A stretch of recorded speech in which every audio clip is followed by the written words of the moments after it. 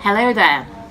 The EU divorce bill is totally illegal, but our so-called government aren't telling you anything about it. In time, 1213, King John had attempted to surrender England to the Pope. The Roman Church wanted an annual payment of 1,000 marks, or £666. The costs which the Roman Church wished to receive from England were never paid, thankfully, because there can be no foreign authority in Britain under constitutional law to demand such a payment. Now, writing in December 1960, Lord Kilmer spoke on this issue, saying that King John's action in surrendering England to the Pope and ruling England as a vassal king to Rome was totally illegal, because England did not belong to John. He only held it in trust for those who followed on. He also said that the Queen's Majesty is not and ought not to be subject to any foreign jurisdiction. So not only was the United Kingdom never in the supposed common market or the EU to begin with at constitutional law, the people were also tricked into believing that this so-called trade deal would not affect the sovereignty of Great Britain. Now, this is also evidenced by two documents which were kept hidden away for 30 years.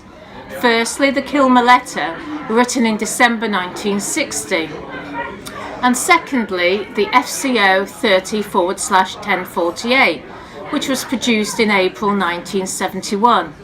Now, Lord Kilmer's letter had been sent to Ted Heath, advising him that if we were to sign up to the EEC, there would be loss of sovereignty, which would be an act of treason. The second document, now known as shoehorned into the EU, proved that Ted Heath's government knew that the 1972 EEC treaty would lead to a loss of sovereignty. Even the bill which took us into the EEC said there would be no essential surrender of sovereignty. So this mantra in one form or another was repeated throughout the campaign and the debates in Parliament at that time. So we see a government white paper which attempted to bury the truth. Nothing changes, as we shall see. Now, the people never voted for a foreign government. Even the mainstream media revealed this information not so very long ago. So this is reason number one why we're not paying the divorce bill.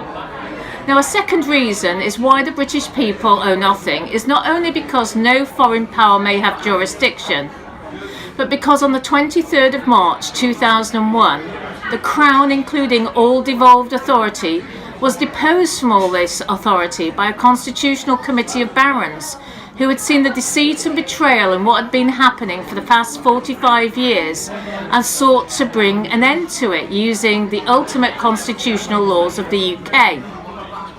Any attempt made to coerce the people into aiding and abetting institutionalised treason will be an illegal one, and will so be made in ultra vires.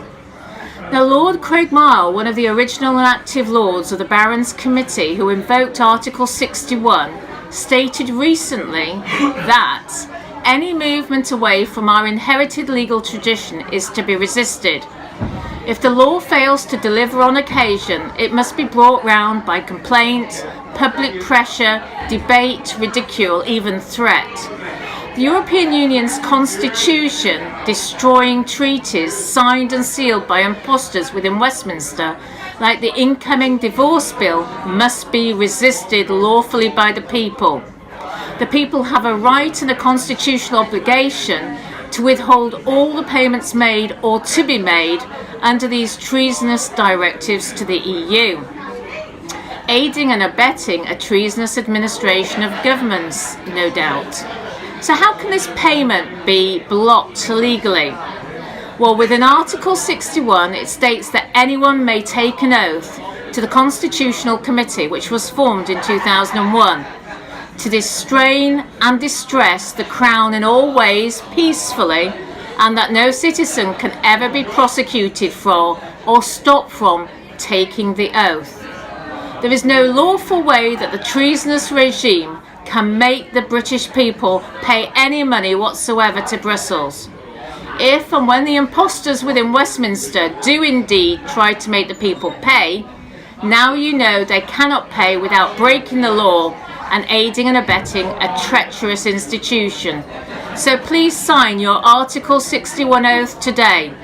We the people must take back control. Thank you for listening.